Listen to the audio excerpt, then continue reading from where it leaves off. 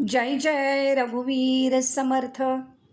श्री गणेश, शारदा आणि जगदीश स्वरूप सर्व श्रोत्यांना मीरा इनामदारचा नमस्कार. समर्थ करुणाष्टके आदरणीय संध्याताई कोल्हटकर यांनी लिहिलेल्या, गीतांजली प्रकाशनने प्रकाशित केलेल्या आणि सौ अनघा शहा यांनी तांत्रिक बाजू सांभाळलेल्या समर्थ रामदासांच्या करुणाष्टकावरील अभिवाचनाचा आज 35वा भाग.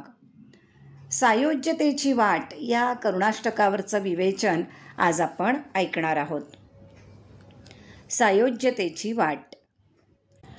अतिक्रोध त्या बोध होणार नाही, अतिबोध त्या क्रोध येणार नाही, अतिशांती त्या भ्रांती येईल कैची, अतिलीनता वाट सायोज्यतेची.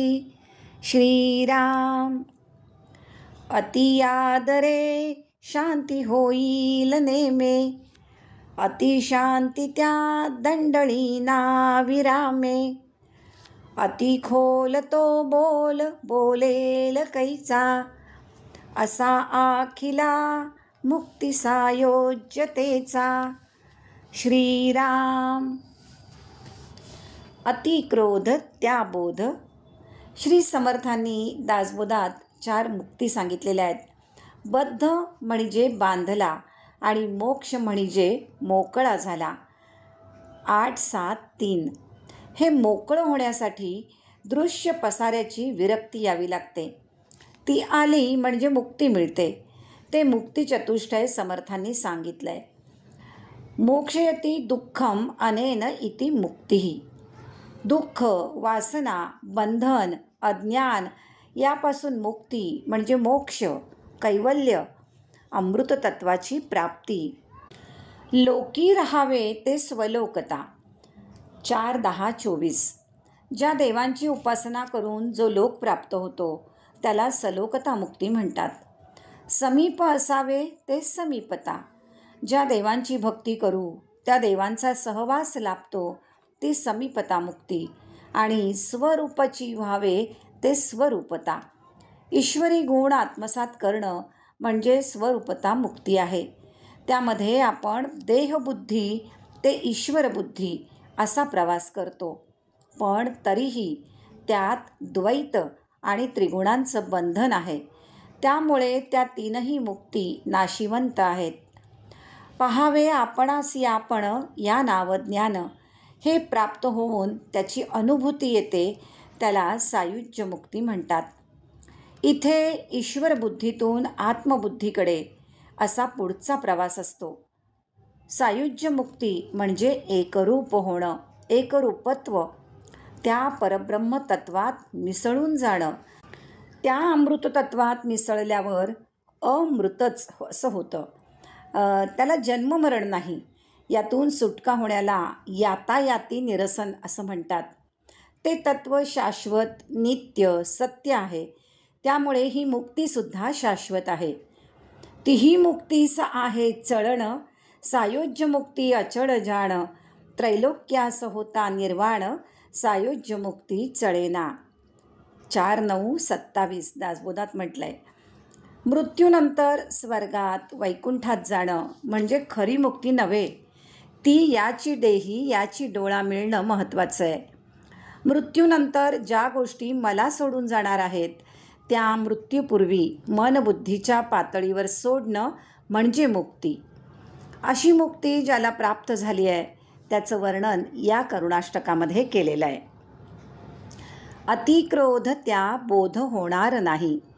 क्रोध ही आसुरी संपत्ती आहे. नैतिक जीवन जेव्हा आकारास येतं तेव्हा दुर्गुणांचा, आसुरी संपत्तीचा त्याग करावा लागणं हे एक अंग असतं. तर अंतरात्म्याकडे नेणारे सद्गुण अभ्यासून ते अंगीकारणं हे दुसरं अंग असतं. आत्मबोध होण्यासाठी या सर्व विकारातून बाहेर पडावं लागतं. क्रोध हे प्रतिकात्मक आहे. कामक्रोध म्हटलं म्हणजे त्या मागोमाग सर्व दुर्गुण, विकार आलेच. त्यांचा समूळ त्याग केल्याशिवाय त्या अविकारी तत्वाचा बोध होत नाही. क्रोध आणि बोध एका ठिकाणी राहूच शकत नाहीत. ज्याला हा अंतिम बोध आत्मबोध झाला आहे तो निरभिमान, निर्मत्सरी, निष्काम, निस्संदेह आणि निष्कपट असतो. तो संतोषरूप, सुखरूप आणि आनंदरूप असतो. त्याचं चित्त शुद्ध असतं. तोगे तोची तो राम सर्वत्र पाहे, अशीच त्याची धारणा असते. सर्वत्र राम पाहणारा कुणावर रागवणार? म्हणून त्याला क्रोध येत नाही. क्रोध नाही त्यामुळे त्याची शांती भंग होत नाही. चित्त विचलित झालं तर शांतीचा भंग होतो. म्हणून प्रपंच आणि परमार्थ दोन्हीकडे क्रोध वाईटच. सायुज्य मुक्ती प्राप्त करणारा आत्मबोधावर आणि आपल्या अंतरात्म्यामध्ये स्थित असतो. तो मितभाषी असतो. त्याचं बोलणं फक्त भगवंताविषयी असतं. तो वायफळ बडबड करीत नाही. तो त्या तत्वाच्या मननात असतो. तो मौनी असतो. त्याचं वर्णन करताना समर्थ असं सांगतात, अतिशांती त्या दंडळीना विरामे. दंडळणे म्हणजे डळमळणे. शांतचित्त योग्याची शांती भंग पावत नाही. आपणही व्यवहारात कम बोलो काम का बोलो हा विचार मनात ठसवला पाहिजे. आपली शक्ती वायफळ बोलण्यात विनाकारण वाया जाते. त्यातून भ्रम निर्माण होतात. अतिशांती त्या भ्रांती येईल कैची. परब्रह्मरूपी एकच एक वस्तू सर्वत्र भरलेली आहे, जिच्यामध्ये कधीही बदल विकार संभवत नाहीत. ती तशी अनुभवास न येता अन्य रूपाने अनुभवास येते, त्याला भ्रम म्हणतात. अज्ञानामुळे अशा विपरीत कल्पना होतात. त्यामुळे संशय, भीती निर्माण होते, गोंधळ होतो. असं हे विपरीत ज्ञान म्हणजे भ्रम असतो. त्यामुळे शांती, समाधान नष्ट होतं. पण आत्मज्ञान, आत्मबोध ज्याला झाला आहे त्याला सर्वत्र एकच एक परब्रह्म तत्व दिसतं. त्याला भ्रम होत नाही. तो शांत निवांत असतो. श्री समर्थ या मुक्तीच्या वाटेवरून गेले होते. सद्गुण संपन्न आणि ज्ञानी होते. अशी माणसं सामान्य व्यक्तींना नैतिक आणि आध्यात्मिक जीवनाची प्रेरणा देतात. म्हणूनच श्री समर्थ या छोट्याशा करुणाष्टकातून खूप महत्त्वाचा संदेश देतात. या सायुज्यता मुक्तीच्या वाटेने जायचं असेल तर आत्मबोध झालेल्या व्यक्तीचे किंवा सद्गुरूंच्या मध्ये असलेले सद्गुण आपल्याला आत्मसात करावे लागतात. त्यासाठी सर्वात महत्त्वाचं म्हणजे अंगात लीनता म्हणजे विनय, नम्रता हवी. लीनता म्हणजे दीनता नव्हे. जवळ काही नसताना असते ती लाचारी असते.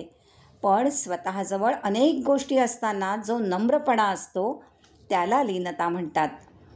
आत्मबोधासाठी अशी लीनता अत्यंत महत्त्वाची आहे. स्वभावे लीनता असेल तर देव भेटतो. म्हणून अतिलीनता वाट सायोज्यतेची. त्या ईश्वरचरणी लीन व्हायचं आहे.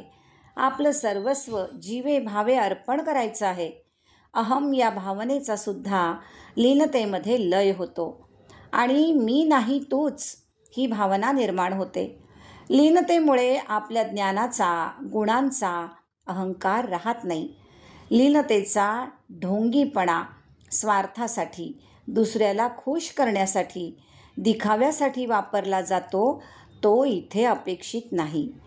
मनाच्या श्लोकात श्री समर्थ अतिलीनता सर्व भावे स्वभावे असं म्हणतात. ती लीनता मनापासून असते. जसे त्रिविध ताप म्हटले की त्यात सर्व ताप येतात. त्रिगुण म्हटले की त्यात सत्व, रज, तम असे गुण येतात. काम, क्रोध, लोभ हे 3 दुर्गुण म्हणजे नरकाचं द्वार आहे.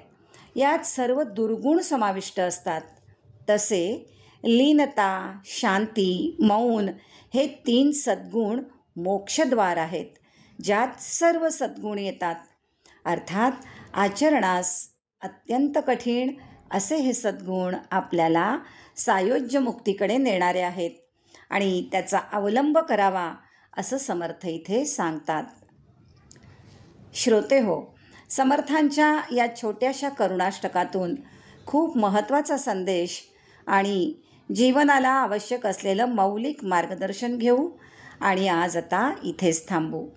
पुढच्या भागात शीतल छाया या नव्या करुणाष्टकाबद्दल जाणून घेऊ.